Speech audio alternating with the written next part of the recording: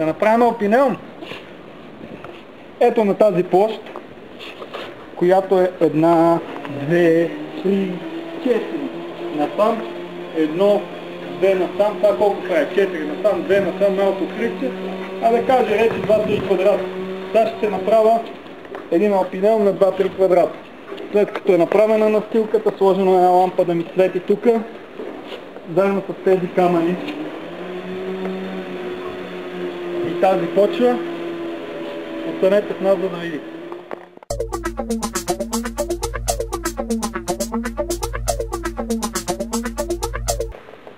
Edelweiss, емблемата на планината.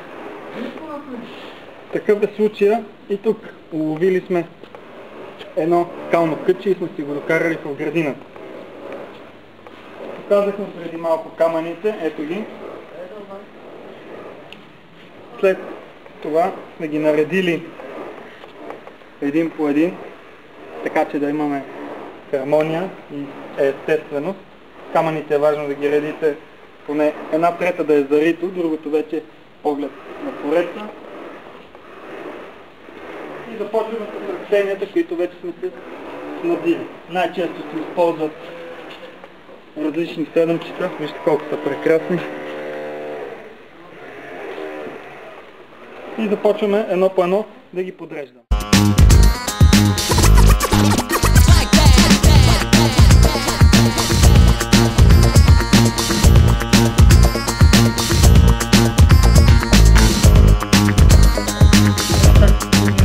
Едно по едно им намираме места между, ако може така, между камъните да се стипат, че да не се спуска растителността и им да придават естественост, цялост и живописност.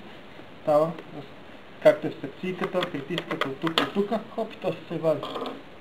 Има и червейче. Айде, няма да го хапвам. Копвате си дупчицата, боткате го, заривате. И така едно по едно.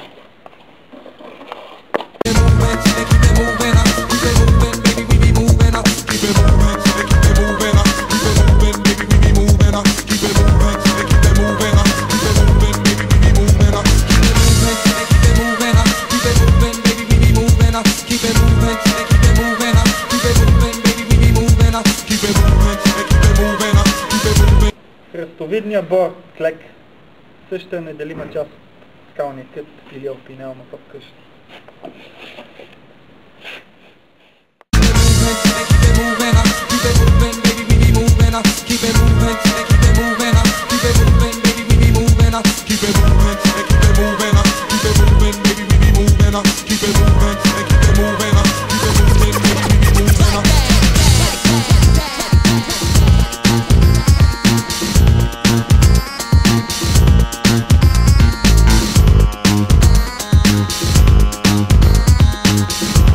И ето го опинелна, така да се каже, готов. Разбира се, растениците са още малки, като се поливат за един сезон, цялото ще се изпълни с повече растителност. Ето, Николи, да го покажеш от всичките страни.